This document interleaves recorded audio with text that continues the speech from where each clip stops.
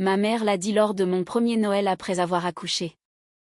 Le verre déjà à moitié levé, avec cette voix qu'on utilise pour une chose qui a déjà été décidée. Puis elle a annoncé à 21 personnes que la famille de ma sœur allait emménager dans mon appartement de 680 000 $. Gratuitement, sans loyer.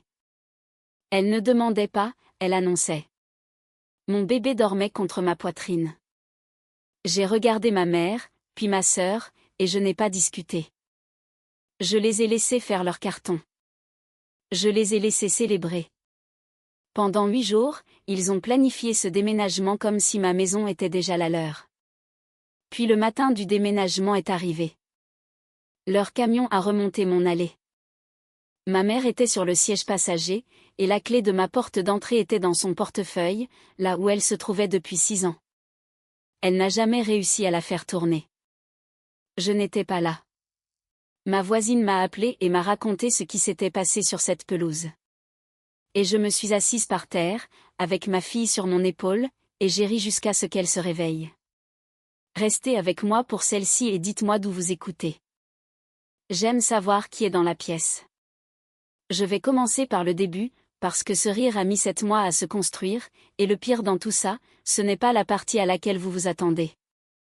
Dans ma rue, dans le quartier des Nations, les gens qui vivaient ici avant que la fresque murale n'apparaisse sur le château d'eau comptaient encore les nouvelles maisons de ville par le nombre de noms sur la boîte aux lettres.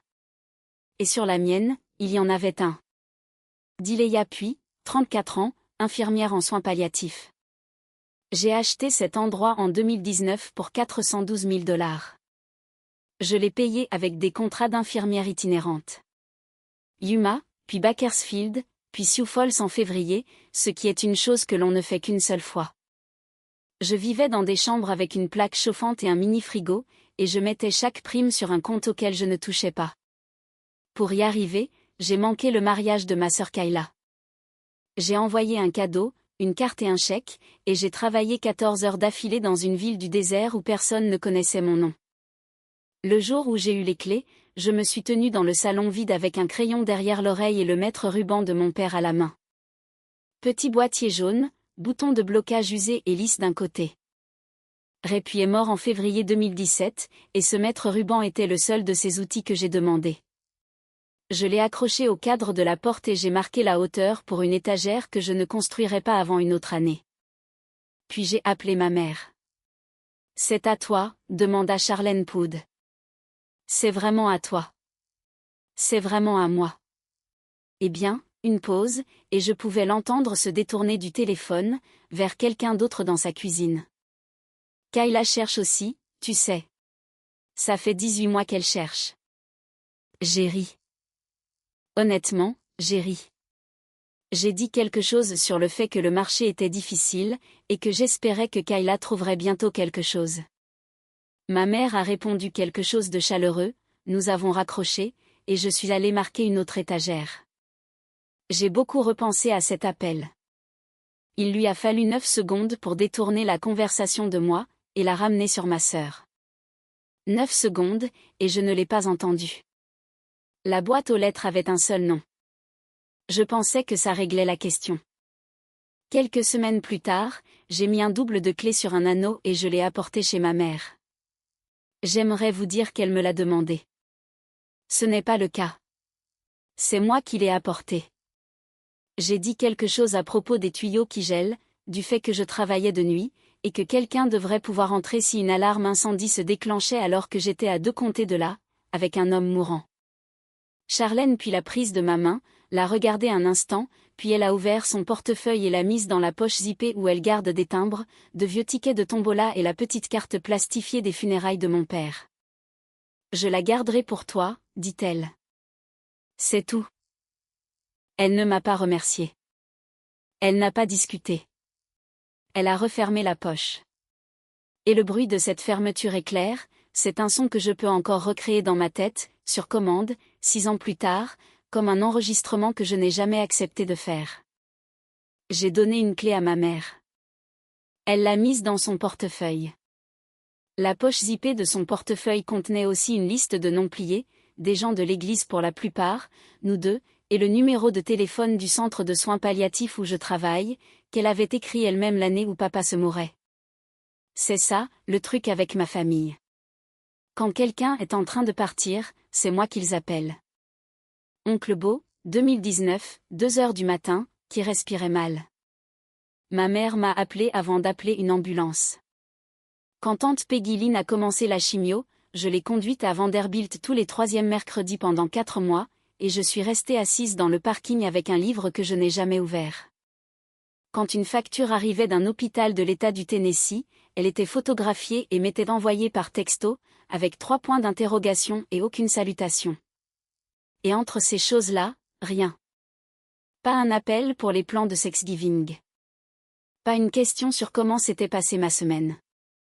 Pas une seule fois en 6 ans, quelqu'un dans ma famille ne m'a demandé à quoi ressemblait mon appartement à 7 heures du matin, si j'aimais vivre seule, ou si les gardes de nuit commençaient à me peser.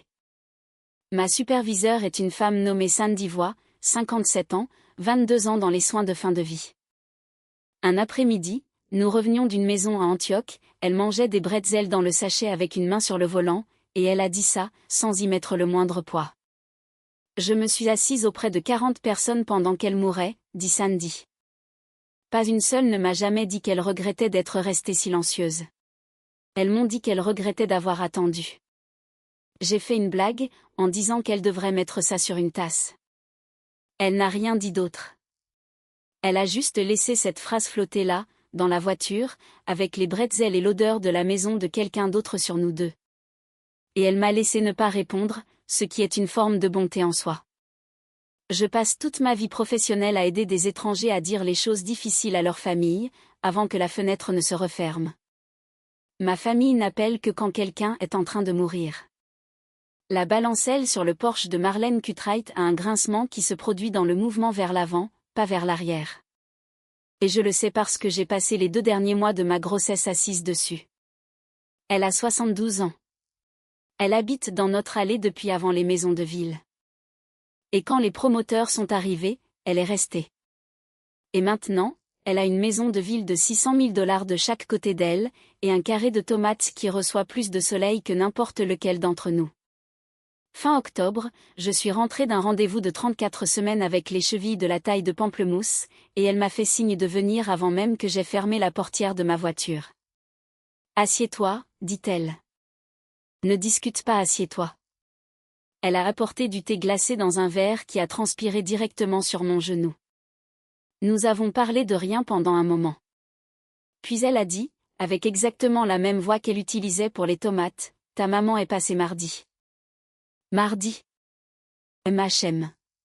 Elle avait une autre femme avec elle, plus jeune.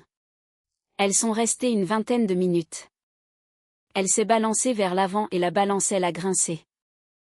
La plus jeune avait un de ces petits mètres rubans, le genre qui s'enroule tout seul. Un petit truc, jaune. Je suis restée assise là, avec le verre froid sur mon genou. 20 minutes. À peu près, ai-je dit. J'ai remarqué seulement parce que le courrier est arrivé pendant qu'elles étaient à l'intérieur, et j'ai monté le tien jusqu'à ton seuil. Elle a fait un geste de la main. Tu veux des tomates ? J'en ai plus que je ne peux en conserver. Je vais commencer à en laisser sur les voitures des gens. Et c'était la fin de la conversation. Parce que c'est comme ça que Marlène Cutright parle. Elle vous dit ce qu'elle a vu, puis elle vous parle des tomates, et elle ne décide pas pour vous ce que tout cela signifie. Environ 6 secondes plus tard, j'ai eu une contraction de Braxton X qui a capté toute mon attention. C'était si petit. Une voisine qui mentionne un mardi. Elle a décrit le maître ruban. Petit, jaune. Ce soir-là, j'ai appelé ma mère pendant que je pliais des vêtements de nouveau-né sur le canapé, le téléphone coincé entre mon épaule et mon oreille, et elle a décroché à la 2e sonnerie. « Maman, est-ce que tu es passée chez moi mardi ? » « Oui. » Pas de pause, pas même une demi-seconde. J'avais Kayla avec moi. « Chérie, elle est en train de refaire toute sa salle de bain et ça fait un mois qu'elle se torture l'esprit pour la peinture. » Et je lui ai dit, ta sœur a choisi le plus beau gris vert que tu aies jamais vu de ta vie, et il est juste là. Va le voir sous la lumière. Vous êtes entrés pour voir la peinture. Nous sommes entrés pour voir la peinture. Elle est restée dans ta salle de bain pendant 10 minutes, a hésité. Je lui ai dit de prendre une photo. Ma mère a ri. Tu sais comment elle est. Elle va choisir une couleur et puis la détester dans la voiture en rentrant. Et voici ce sur quoi je veux être honnête, parce que ça aura de l'importance plus tard. Je ne l'ai pas seulement cru. J'ai aimé ça. Il y a eu une petite chose chaude qui a traversé ma poitrine. Parce qu'en 34 ans, rien dans ma maison n'avait jamais été ce que quelqu'un voulait copier. Ma sœur a la plus grande maison, les 3 enfants et les photos de mariage dans l'escalier de ma mère. Et moi, j'avais une chambre que j'avais peinte moi-même. Et pendant environ 4 secondes ce mois d'octobre, c'est moi qui avais le bon goût. Ma mère a continué. Elle m'a posé des questions sur le rendez-vous. Elle m'a demandé ma tension. Elle m'a demandé si j'avais déjà fait ma valise et m'a raconté l'histoire du 2e accouchement de Kayla pour la 40e fois. Et quand nous avons raccroché, j'avais tout plié en piles et j'avais oublié pourquoi j'avais appelé. C'est comme ça que ça marche. Ce n'est pas un mensonge que l'on surprend. C'est une explication qui comble le vide à la perfection. Livrée par quelqu'un qui n'a aucune raison d'être nerveux. Je l'ai cru. C'était la dernière fois. 3 jours plus tard, je cherchais les bons ciseaux. Les bons ciseaux habitent dans le tiroir de gauche, près de la cuisinière.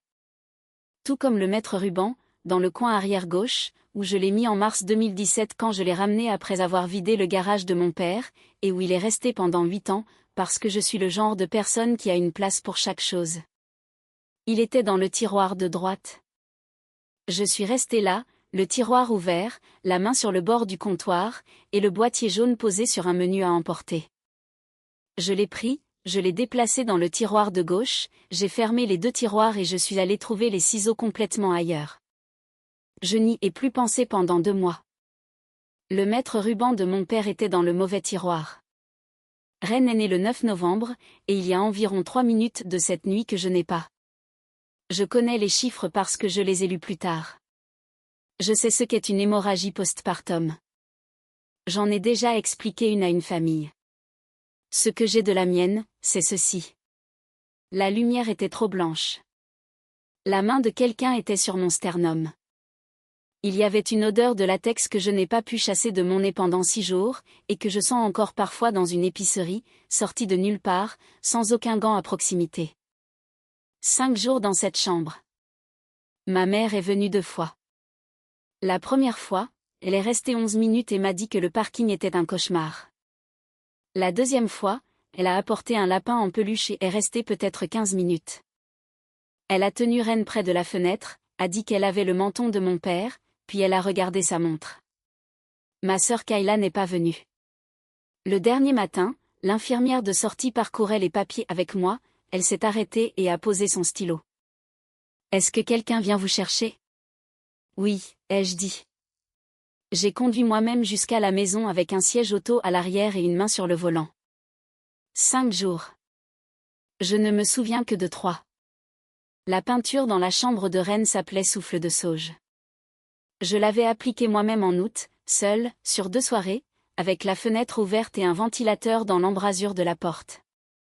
11 semaines plus tard, on pouvait encore la sentir en ouvrant cette porte. C'est la première chose que j'ai remarquée. L'odeur était toujours la bonne. La deuxième, c'est que sa chambre ne l'était pas. Toutes ses affaires, le panier de couverture en mousseline, le matelas à langer, la petite commode avec le tiroir qui coince, avaient été glissés contre le mur sous la fenêtre, le tout en un bloc dense, de la manière dont on pousse les meubles d'un côté pour passer la serpillière. Et dans le couloir, appuyé contre le mur entre sa porte et le placard à linge, il y avait une structure de lit superposée en métal, démontée, les barrières et les poteaux entourés une fois de ruban d'emballage. Ma mère est sortie de la cuisine en s'essuyant les mains et a commencé à parler avant que j'aie mis mes clés dans le bol. Ne regarde pas ce désordre. Je ne voulais pas te déranger là-bas avec tout ce qui se passait. Tu en avais assez. Elle s'est approchée et a pris le siège auto de ma main sans demander. Cette structure va à la collecte de l'église. C'est Marty qui vient la chercher. Je n'allais pas la laisser dans le jardin avec la pluie qui arrivait. Elle aurait été ruinée en une journée. Maman, pourquoi ces affaires sont?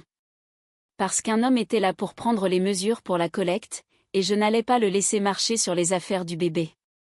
Elle était déjà en train de détacher Reine. Assieds-toi. Tu es toute pâle. Les affaires près de la fenêtre. Je remettrai tout en place demain. Assieds-toi. Je suis restée dans l'embrasure de la porte de la chambre de ma fille pendant environ 10 minutes, ce qui correspondait à la durée pendant laquelle je pouvais tenir debout cette semaine-là. Puis je me suis assise sur le bord de mon propre lit, mon manteau encore sur moi. Reine a commencé à pleurer. Ma mère est arrivée la première. Maman a dit que le lit superposé allait à une collecte de charité. Il y avait une deuxième question. Je l'avais. Elle était entièrement formée, juste derrière mes dents. C'était, quel homme et quelle collecte? Et pourquoi y a-t-il un lit superposé et pas une table, un canapé ou une boîte de manteaux?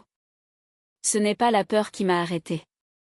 J'ai déjà dit à un homme de 110 kilos dans une embrasure de porte qu'il ne pouvait pas être dans la chambre de sa mère pendant qu'elle était en train de mourir, je n'ai pas élevé la voix, et il a bougé. C'est que j'avais une incision agrafée, environ 4 heures de sommeil, et un nouveau-né qui devait manger toutes les 90 minutes, et je n'avais pas les ressources physiques pour survivre à la dispute que cette question déclencherait. C'est tout. Une dispute avec ma mère coûte un prix spécifique, et cette semaine-là, je ne pouvais pas le payer. Alors, je ne l'ai pas acheté. Ma main était sur la barrière du berceau. Je me souviens que la barrière était froide et que la chambre sentait la peinture. Je n'ai pas posé la deuxième question. Celle-là, elle est pour moi. Thanksgiving a été modeste cette année-là. Kayla et Trey étaient chez les parents de Trey à Dixon, comme ils le font en alternance, donc c'était la table de ma mère avec 4 chaises, et seulement 3 d'entre nous y étaient.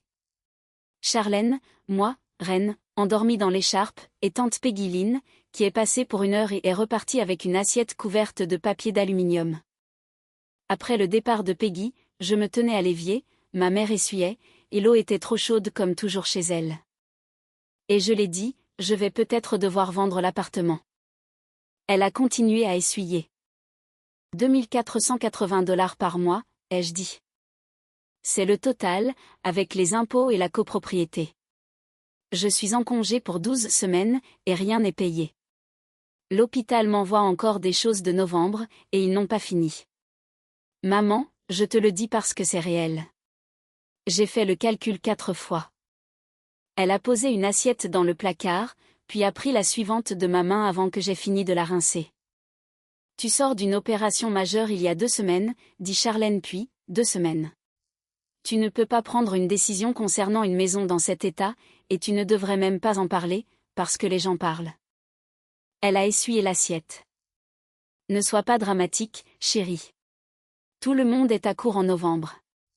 Tout le monde. Tu te sentiras complètement différente en février. Je suis restée là, les mains dans l'eau. J'ai fait le calcul 4 fois, ai-je répété, plus bas. Elle s'est penchée devant moi, a allumé la hotte de la cuisinière, qui est bruyante, et a commencé à parler de la vésicule biliaire de quelqu'un. J'ai dit le chiffre à voix haute, entre 2 tournées de vaisselle.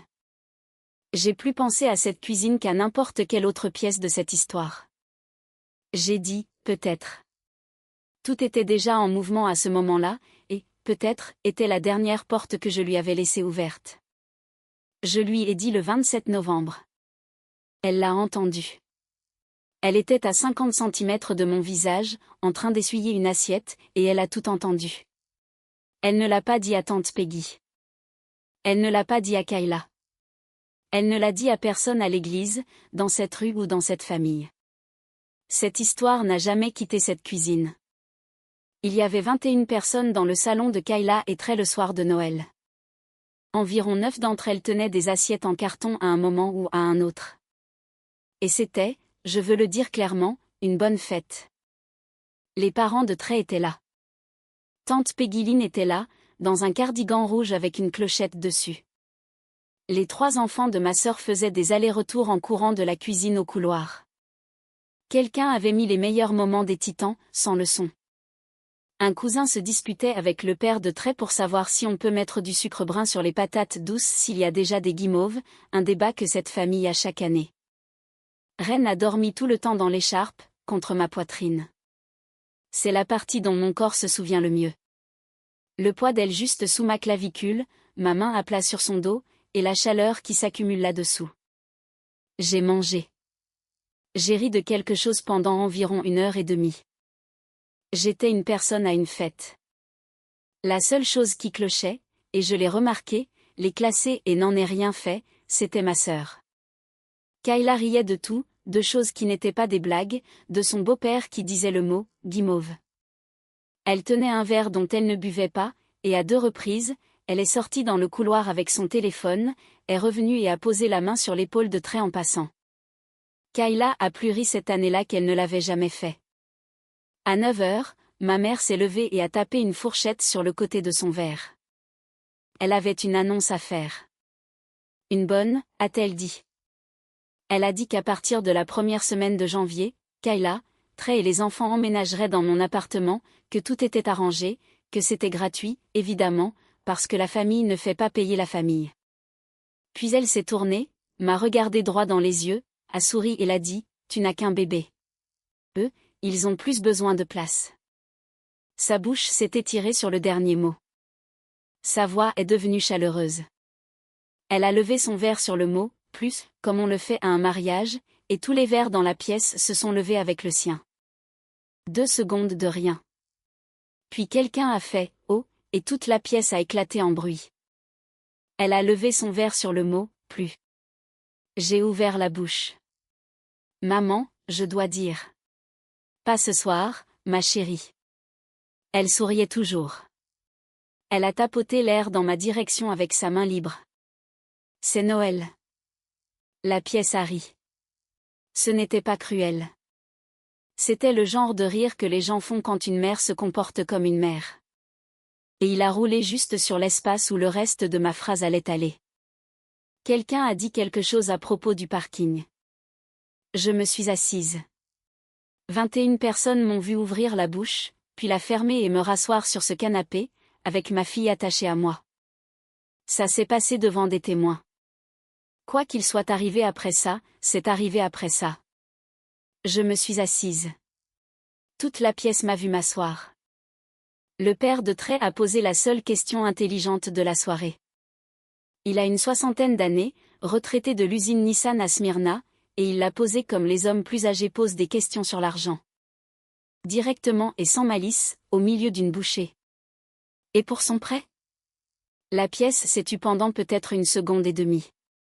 Dileya s'en sortira, a dit ma mère.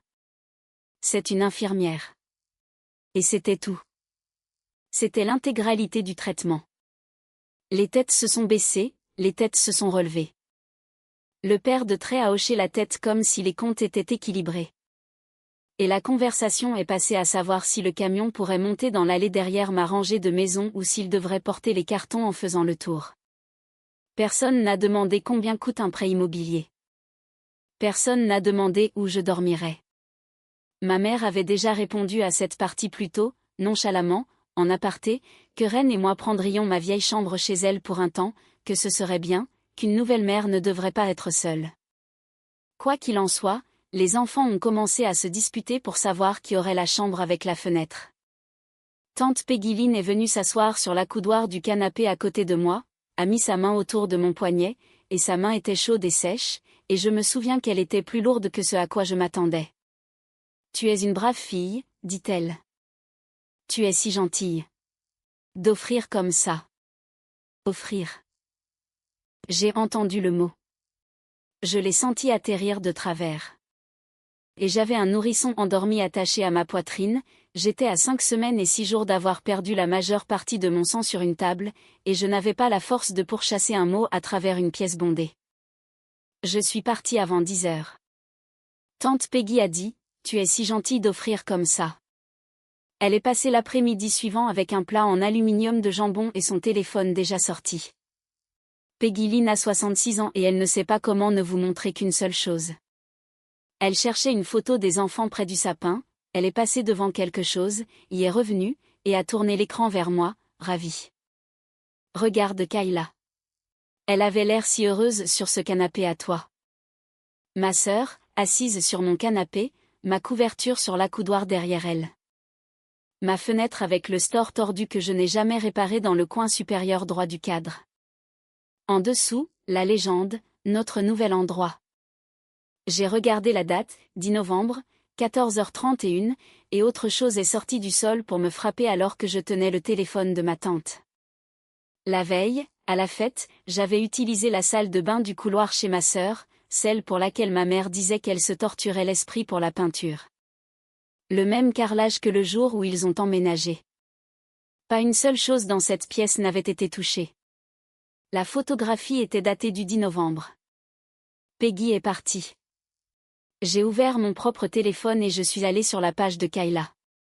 Rien. Pas de publication de novembre. Pas de publication d'octobre. Un truc d'anniversaire de l'été. Et puis une étendue de blanc. On peut faire ça. On peut mettre une personne spécifique sur une liste. Et tout le monde voit la publication, sauf cette personne, qui ne voit qu'un mur blanc. Je me suis assise à ma propre table de cuisine et j'ai fait le calcul à voix haute dans une pièce vide, parce que ça ne rentrait pas autrement. Le 10 novembre était le 2e jour où j'étais à l'hôpital. Le 2e jour.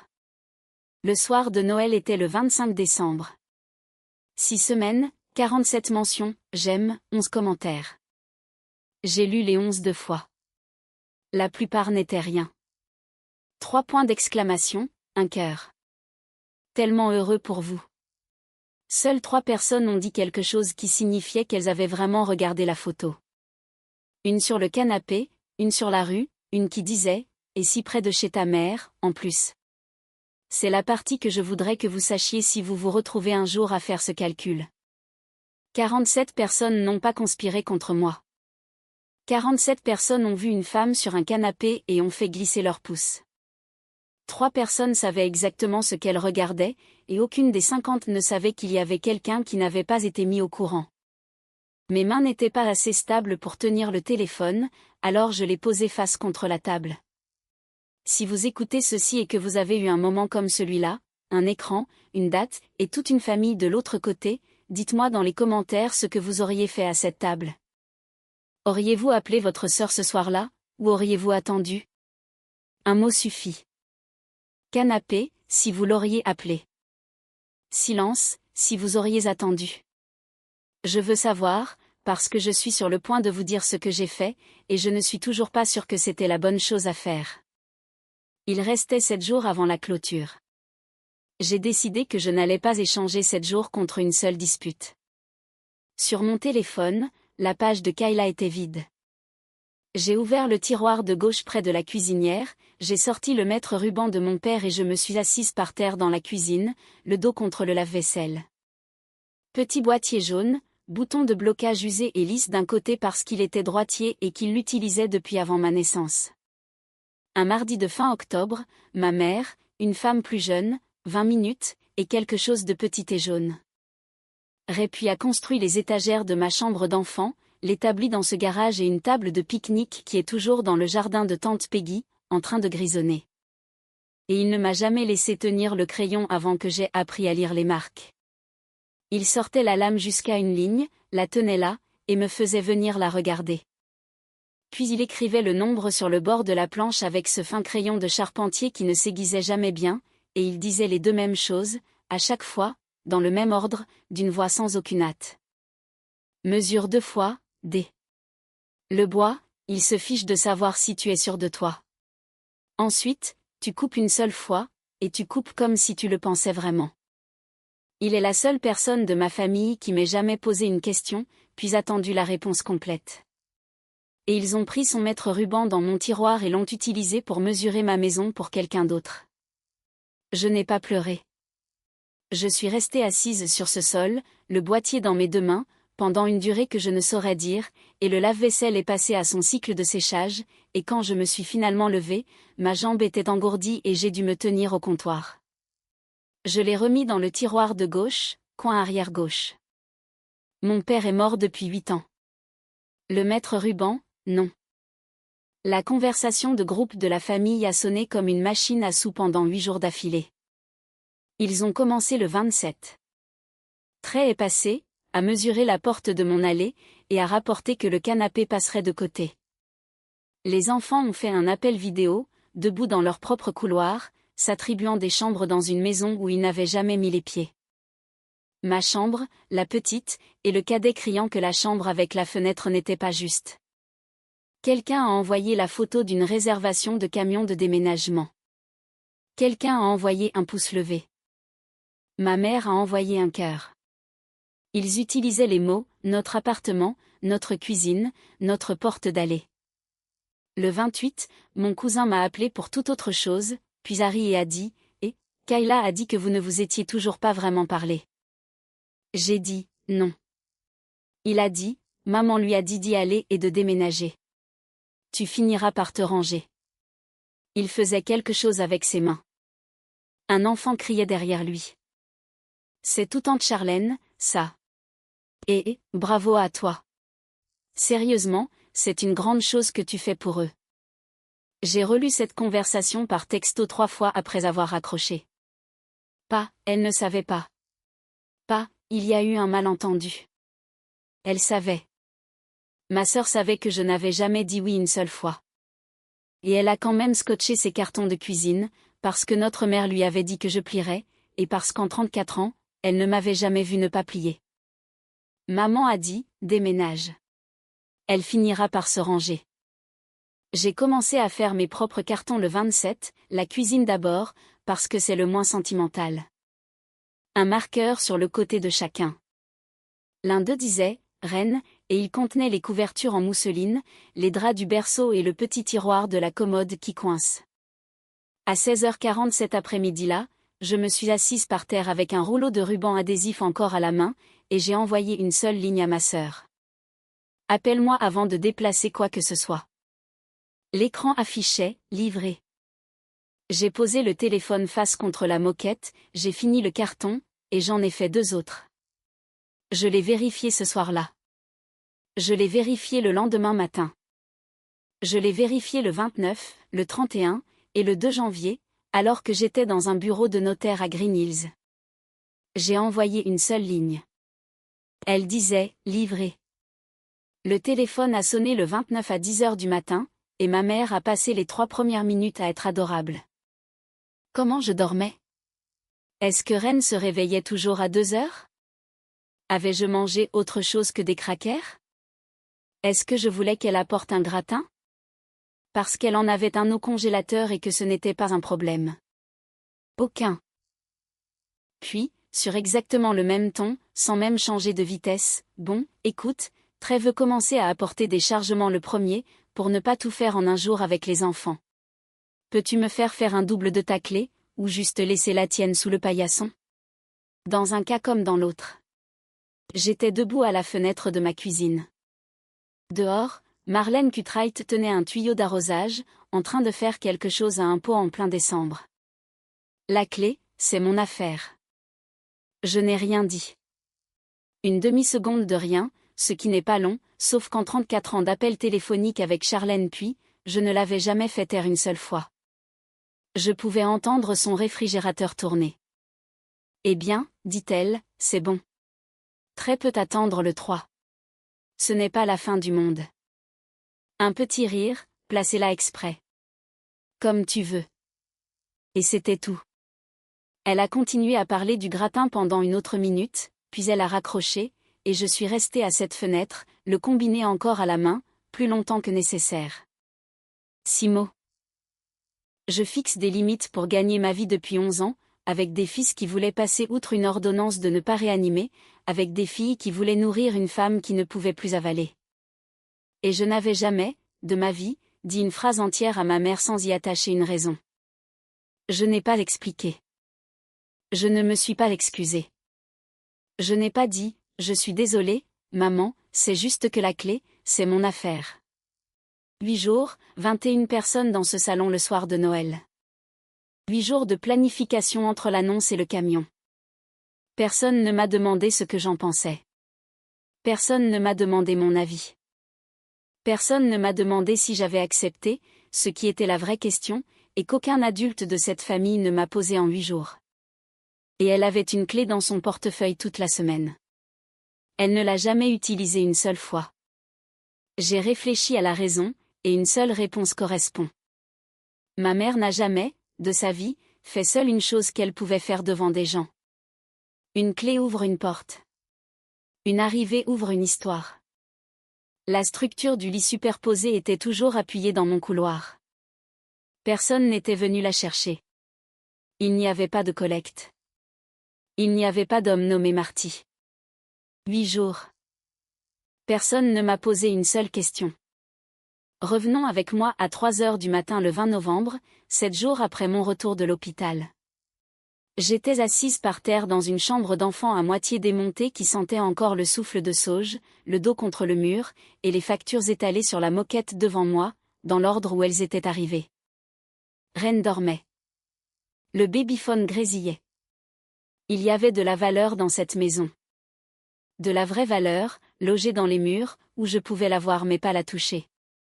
J'ai appelé pour une ligne de crédit le 18 et j'ai parlé environ 90 secondes avant que la femme ne me pose la seule question qui comptait, quels avaient été mes revenus le mois précédent. Rien. C'est la réponse. 12 semaines de congé, et pas un dollar de payé, parce que je travaille pour une agence et c'est comme ça pour la plupart d'entre nous. J'ai essayé de le louer et d'aller quelque part de pas cher.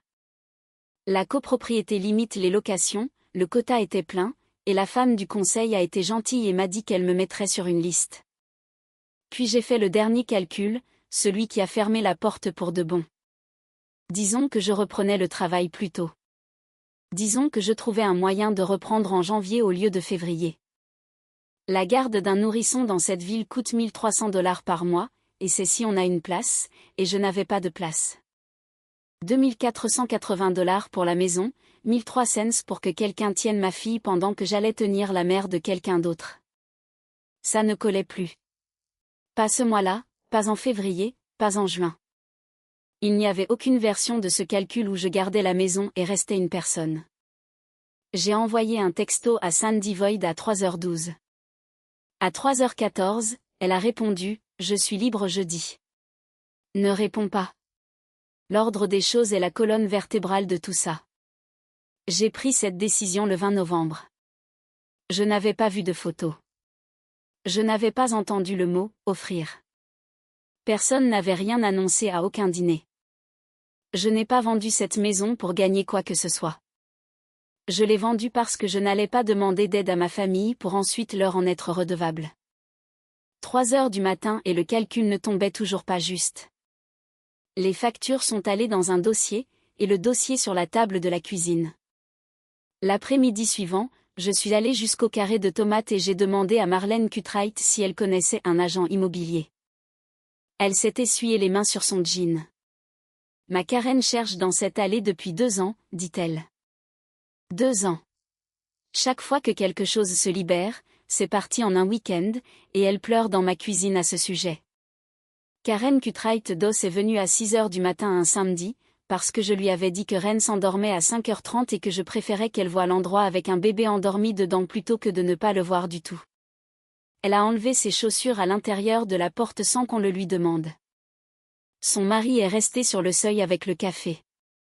Elle a fait le tour une fois sans dire grand-chose. Dans la chambre d'enfant, elle s'est arrêtée, a regardé la fenêtre longtemps, puis elle a demandé si j'avais un mètre-ruban. Je lui ai donné celui de mon père. Elle l'a accroché au cadre, a lu le chiffre, et me l'a rendu à 2 mains. La façon dont on rend quelque chose qui n'est pas à soi. Quel âge a-t-elle demanda Karen. 6 semaines demain. La mienne est née à 34 semaines, dit-elle, la petite. Elle a 11 ans maintenant. Elle est plus grande que moi. C'est tout ce qu'elle a dit à ce sujet. Elle a remis ses chaussures. L'appartement n'a jamais été mis sur le marché. Il n'y a pas eu d'annonce, pas de boîte à clés, pas d'étrangers qui se promènent dans ma chambre un dimanche. 2 voisines et un bureau de notaire à Green Hills. La seule chose qui a jamais été mise dans ce jardin, c'est le panneau que son agent a demandé en partant, si, après la clôture, il pouvait en mettre un pour quelques semaines, parce qu'un panneau, vendu, dans cette allée valait plus pour lui que n'importe quel panneau publicitaire dans le comté de Davison. J'ai dit, bien sûr. Karen m'a demandé quel jour je voulais clôturer. J'ai signé le contrat le 12 décembre. Ma mère s'est levée devant 21 personnes le 25. 13 jours. Pendant longtemps, j'ai pensé que c'était une coïncidence qui tombait bien. Et ce n'en est pas une. Et c'est ici que tout bascule. Elle savait. Elle se tenait à 50 centimètres de moi à cet évier le 27 novembre, en train d'essuyer une assiette, quand j'ai dit les mots « je vais peut-être devoir vendre ». Elle a entendu le chiffre. Elle m'a entendu dire que j'avais fait le calcul 4 fois. Et elle n'en a pas parlé à âme qui vive. Pas à Kayla, pas à Peggy, pas à l'église, parce qu'une femme qui pourrait vendre son appartement est un problème qu'il faut résoudre discrètement. Mais une femme qui a généreusement offert son appartement à sa sœur devant toute la famille à Noël, cette femme-là ne peut pas le vendre. Pas sans devenir la personne qui l'a repris à 3 enfants après que tout le monde ait applaudi. Cette annonce n'était pas un caprice. C'était une porte qui se fermait. J'ai signé le 12. Elle a parlé le 25. Kayla et Trey ont emmené les enfants chez les parents de Trey à Dixon pour le Nouvel An. Avant ça, au téléphone, j'ai dit la vérité à Karen en 3 phrases. Que ma sœur croyait qu'elle emménageait le 3. Que je lui avais dit de m'appeler avant de déplacer quoi que ce soit. Et qu'elle n'avait pas appelé. Karen est restée silencieuse une seconde. Puis, je viendrai tôt, dit-elle, et je ferai venir un serrurier l'après-midi où nous clôturerons. Je lui ai dit que c'était sa maison maintenant, et qu'elle pouvait en faire ce qu'elle voulait. Aucune de nous n'a dit le reste à voix haute. J'ai déménagé entre 1h40 et 5h40 du matin, le 1er janvier. Marlène Cutright est venue elle aussi, avec sa propre couverture sur le bras, et s'est assise dans ma seule chaise restante, tenant rêne pendant que je portais des cartons devant elle, et elle n'a pas une seule fois donné son avis sur quoi que ce soit. La structure du lit superposé est sortie en dernier. Je l'ai appuyée contre le mur à côté du seuil, toujours scotché, et je l'ai laissée là, parce qu'elle n'a jamais été à moi et qu'il n'y a jamais eu de collecte. Dernier chargement. Je me suis tenue dans la pièce de devant vide pendant environ la durée d'une respiration. Puis je suis sortie, j'ai tendu la main à l'intérieur et j'ai appuyé sur l'interrupteur. La lumière du porche s'est éteinte à 5h40. Le 3 janvier, j'étais dans un 2 pièces loué à Madison, avec Ren endormi sur ma poitrine dans l'écharpe, exactement dans la même position que le soir de Noël. Mon téléphone a sonné à 9h12. Marlène Cutright. Ils sont là. Je pouvais entendre sa porte d'entrée, puis l'extérieur. Un moteur de camion, le vent dans le combiné. Tu veux que je reste en ligne? Oui, s'il vous plaît. Elle a narré la scène comme elle narre tout, lentement, dans l'ordre, sans y mettre la moindre opinion. Le camion a remonté l'allée et s'est arrêté de travers, une roue sur l'herbe. Les 2 plus jeunes enfants sont sortis avant qu'ils ne s'arrêtent complètement, ont couru sur le seuil et ont commencé à essayer la poignée de la porte. Trey a fait le tour par l'arrière, a baissé la rampe et est resté là, a travaillé la sangle avec son genou contre le pare-choc. Tante Peggy Lynn était là, dans sa propre voiture derrière eux, avec une boîte de produits de nettoyage sur le siège passager. Et ma mère est sortie du côté passager du camion, dans son beau manteau, son sac à main sur le bras, remontant ce chemin comme une femme arrivant à une clôture qu'elle avait elle-même organisée. Derrière la voix de Marlène, je pouvais tout entendre. Les enfants, une portière de voiture, quelqu'un qui appelait le nom de Charlène. Marlène a dit, « Ils sont là. Tu m'entends ?» Ma mère a marché droit vers la porte. Elle n'a pas regardé le jardin. Elle n'a pas regardé à gauche ou à droite. Elle avait la clé sortie de son portefeuille avant d'avoir monté la marche. Elle l'a insérée. Elle est entrée d'environ un tiers et s'est arrêtée. Elle l'a retirée, l'a retournée et l'a remise. Même chose. Elle a mis un peu d'épaule dedans et l'a forcée, et le son a traversé le chemin et 2 jardins, et ça a duré assez longtemps pour que Trey s'arrête, la sangle à la main, et que cette personne dans cette allée se retourne 3 fois. Puis un voisin, un homme 3 maisons plus loin en sweat à capuche des Titans, l'a dit à voix haute. Il y a un panneau dans le jardin. 3 tours. Aucun d'entre eux n'a accroché. C'est tante Peggy Lynn qui a ouvert la brèche, et elle l'a fait gentiment. Mais Charlène a dit que Dileya avait offert. Kayla s'est retournée. Elle a dit « Quoi ?» Peggy ne comprenait pas encore. Elle a continué. Serviable. Eh bien, ma chérie, pourquoi vous n'achetez pas simplement quelque chose? Vous avez gagné près de 200 000 $ sur votre maison en juin. Personne n'a rien dit. Trey a baissé les yeux sur la sangle dans ses mains. Puis ma sœur l'a crié à travers un jardin, devant 7 voisins et ses propres enfants.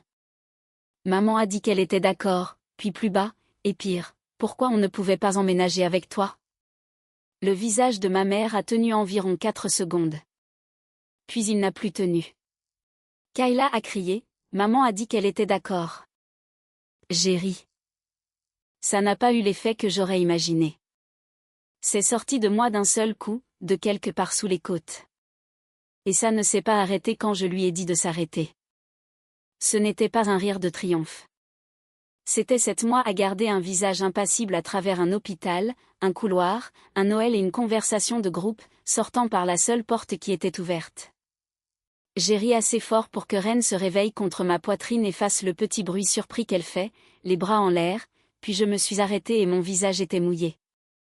Et je n'aurais pas pu dire à laquelle des deux choses cela appartenait. Je me suis assise par terre dans ce salon loué, le dos contre un mur et ma fille sur mon épaule. Il y avait une odeur de peinture fraîche dans le couloir, de la couche d'après que j'avais passée la semaine précédente. Je n'ai pas raccroché le téléphone. Je l'ai posé à côté de moi sur la moquette, face vers le haut, et Marlène Cutright a continué à parler dans une pièce vide. Quelque chose sur le camion, quelque chose sur Peggy qui poursuivait Kayla à travers l'herbe, et j'ai écouté une rue où je ne vivais plus. Et j'ai tapoté le dos de ma fille jusqu'à ce qu'elle se calme. J'ai ri. Puis Ren s'est réveillée, et je me suis arrêtée. Tante Peggy Lynn a conduit les 40 minutes jusqu'à Madison au milieu de janvier, les mains vides. J'avais une chaise pliante dans cette pièce de devant. Elle l'a prise. Je me suis assise sur un carton. Elle s'est excusée d'abord, ce à quoi je ne m'attendais pas, puis elle m'a raconté la partie que je n'avais pas, et elle l'a racontée mal, dans le désordre, s'arrêtant pour se corriger comme le fait une personne qui reconstruit 8 mois de sa propre mémoire en temps réel devant vous. Le 4 juillet, le jardin de ma mère, une trentaine de personnes, la bonne glacière de sortie. Kayla et Trey avaient vendu leur maison en juin et pris un bail de 6 mois pour une location près d'Holly. Ma mère se tenait au milieu de ce jardin, une assiette à la main, et a dit à tout le monde que c'était la chose la plus intelligente que ces deux-là aient jamais faite, qu'ils avaient gagné près de 200 000 $, qu'ils allaient être bien. Et le 4 juillet, Peggy a dit que c'était vrai. Ça a cessé d'être vrai vers septembre. Un camion à 78 000 $, une cinquantaine de milliers dans le food truck de Trey, qui a fait faillite en octobre et l'a laissé personnellement responsable. Le camion est retourné à la banque la semaine avant Thanksgiving. Il y a eu un jugement sur le bail du food truck, et cette location se termine le 10 janvier. Peggy a dit que le propriétaire leur avait déjà dit non. Charlène le savait avant même de se lever à la table de votre sœur. Elle tournait le verre d'eau sur son genou. Alors, elle ne pouvait pas les laisser atterrir en douceur chez elle, parce que tout le monde l'aurait su. Tout le monde l'aurait su en une semaine. Elle s'est arrêtée. Et je suis restée assise là, le soir de Noël, pendant que le père de Trey posait des questions sur ton prêt, dit-elle. Et je l'ai entendu dire, Dileya s'en sortira. C'est une infirmière. Et j'ai hoché la tête, ma chérie. J'ai hoché la tête avec tout le monde. Elle m'a regardée. J'ai aimé cette photo sur Facebook. Je l'ai aimée et je n'y ai pas pensé une seconde. Je ne lui ai pas dit que ce n'était pas grave, parce que ça l'était, et elle ne me l'avait pas demandé. Je lui ai posé 2 questions, toutes 2 sur des dates. Puis j'ai versé plus d'eau à nous deux. Tante Peggy m'a parlé du 4 juillet. Ma mère a appelé une fois. Elle ne s'est pas excusée. Ni au début. Ni au milieu. Ni à la fin. Ce qu'elle a fait, c'est être chaleureuse. La famille, c'est la famille. Les gens disent des choses pendant les fêtes. Tout le monde était émotif. Personne n'en pensait un mot. Elle a dit que Kayla ne lui parlait plus et que je devrais appeler ma sœur. Elle a dit que Ren avait besoin de sa grand-mère. Et puis, vers la fin, elle l'a dit comme une offrande. J'ai toujours ta clé, tu sais. Je l'ai gardée dans mon portefeuille tout ce temps. Je n'ai pas élevé la voix. J'ai terminé la phrase qu'elle m'avait prise le soir de Noël. Celle qui avait sorti 4 mots. Maman, je dois dire que je t'ai dit à Thanksgiving que je devrais peut-être vendre. Tu m'as entendu. Tu as essuyé une assiette pendant que je le disais. Et puis tu t'es levé devant 21 personnes et tu leur as dit que j'avais offert. Silence. Charlène. Je ne l'avais jamais appelée comme ça. La clé n'ouvre plus rien. J'ai raccroché. Je n'ai plus répondu après ça. Elle a dit qu'elle avait toujours la clé. J'ai dit qu'elle n'ouvrait rien. Fin janvier, ma sœur est venue à la porte avec un sac de jouets. Je ne l'ai pas invitée à entrer plus loin que le cadre de la porte. Je ne la lui ai pas non plus claqué au nez. Ren était sur ma hanche, et Kayla l'a regardé une seconde de trop, puis s'est forcée à relever les yeux. J'ai lu ton texto, dit-elle. Celui du 27. Je sais. Je l'ai capturé et je l'ai envoyé à maman. Elle l'a dit vite, comme si le sortir coûtait moins cher comme ça. Et elle a répondu. Elle a dit, ignore-le. Elle finira par se ranger. Elle se range toujours. La bouche de Kayla a tremblé. Et j'ai choisi de la croire, Je ne vais pas rester là et te dire que je ne savais pas. Je savais. J'avais 3 enfants et 11 jours, et j'avais besoin qu'elle ait raison. Alors, j'ai décidé qu'elle avait raison. J'ai laissé ça en suspens. Tu avais mon numéro tout le temps, ai-je dit. Je sais. Tu aurais pu m'appeler de ta cuisine. C'est à 9 minutes en voiture. Je sais. Elle n'a pas terminé la phrase suivante. Elle l'a commencée et elle n'est allée nulle part. Et je ne l'ai pas terminée pour elle. Je suis allée chercher le morceau de papier que Marlène Cutright m'avait écrit en novembre, quand Marlène pensait que c'était moi qui en aurais besoin. 2 églises sur Gallatin Pike qui font de l'aide au logement, une ligne de conseil en logement, et un nom à la 2e église, de l'écriture de Marlène. Je l'ai mis dans la main de Kayla. Puis j'ai fermé la porte. Si vous avez déjà été la personne dans votre famille que l'on s'attendait à voir se ranger, celle sur qui tout le monde comptait pour plier parce que vous l'aviez toujours fait, j'aimerais en entendre parler. Dites-moi ce qui vous a finalement fait arrêter, en une ligne dans les commentaires. Et si c'est le genre d'histoire que vous voulez davantage, abonnez-vous et restez avec moi. Je les lis. J'ai choisi de la croire parce que j'en avais besoin. En mars, j'ai peint la chambre de Ren à Madison. Souffle de sauge. Même couleur, même marque, même finition. Marlène Cutright est venue avec une glacière de tomates qu'elle avait mise en conserve l'été et a tenu le bac à peinture. Karen Cutright Doss a fait le plafond sur l'escabeau, parce qu'elle a dit que je ne devrais toujours pas tendre les bras au-dessus de ma tête avec une incision comme ça, ce qui était une information vieille de 6 mois, et je l'ai laissé faire. J'ai fait les bords. 3 d'entre nous, un gallon de peinture. En août dernier, j'ai fait cette pièce seule, avec un ventilateur dans l'embrasure de la porte. L'argent est allé là où va l'argent. 348 000 $ après tout, et 19 000 en sont ressortis directement la même semaine pour Vanderbilt. Et ça me stupéfie encore à quelle vitesse un hôpital peut transformer une maison en un reçu, mais je ne fais plus de calcul à 3 heures du matin. J'ai pensé au panneau.